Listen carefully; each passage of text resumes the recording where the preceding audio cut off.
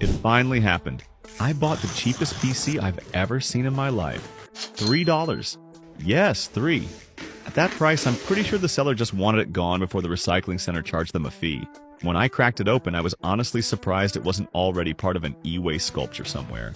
I have absolutely no idea what's inside, and I have even less idea whether this $3 survivor can somehow be transformed into a real gaming machine. So let's fire it up, dig into the mystery hardware, and see if we can perform a miracle in today's video. Based on the outside, this looks like a regular Acer desktop, but something's definitely wrong. The entire power supply is missing. Probably died, exploded, or someone just decided it wasn't worth saving. The front DVD drive? Gone too. It must have left together with the PSU. So I opened it up, hoping maybe, just maybe, there'd be an i9 and a GTX 1080 Ti hiding inside. And nope. Everything has been stripped clean. No RAM, no hard drive, nothing. So my $3 basically bought me a motherboard and maybe a CPU. Alright, let me pull the CPU out and see which S9 I just scored. Oh no, it's gone. Someone already took it. My $3 dream just died right here. So in the end, all I've got is a case and a motherboard that feels just as empty as my soul right now. In the end, the only thing I could actually befriend was the motherboard itself. A quick glance told me everything I needed to know. This is a B85 board with an LGA 1150 socket, which means it can only run Intel 4th gen CPUs. But before getting too excited, I had to figure out one thing. Does it even work? So I grabbed one of my own CPUs, dropped it into the socket, installed an 8GB RAM stick, and that's when the next tragedy hit. This motherboard uses a 12-pin power connector.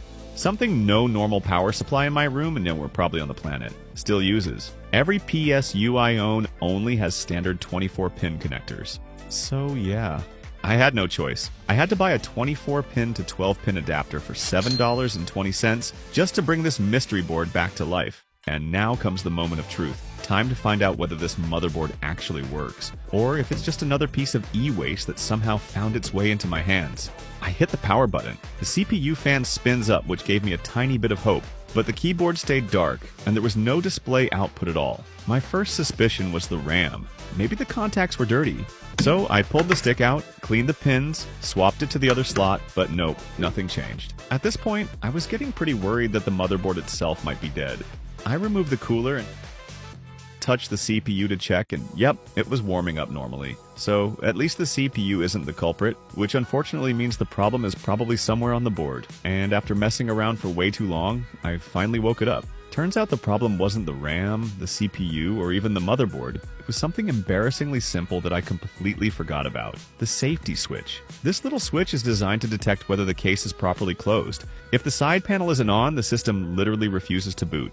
It's a built-in safety feature, meant to protect the components from outside interference and to protect the user in case something inside the PC short circuits. Honestly, pretty clever. Alright, so the motherboard is finally alive again, but getting it usable is a whole different problem. If I were to use an external ATX power supply, there's no clean way to fit it inside the case. Leaving it outside technically works, but aesthetically? Yeah, absolutely not. I'm not doing that. So I started digging through my stash of old SFF cases, hoping to find something that could save the day. And luckily, I found a power supply that looks 99% identical to the original one that came with this Acer case. It even lines up perfectly with the mounting holes, like it was meant to be there. The only issue? The motherboard expects a 12-pin connector, while this PSU only has a standard 24-pin. But that's fine, because I already bought a 24-pin to 12-pin adapter earlier. So yeah, power supply problem solved. Next up is the CPU. I ordered an i5-4670, and believe it or not, it only cost me $9 a sound. A pulled chip taken from an old office PC somewhere. In the LGA 1150 lineup, this isn't the strongest processor you can get,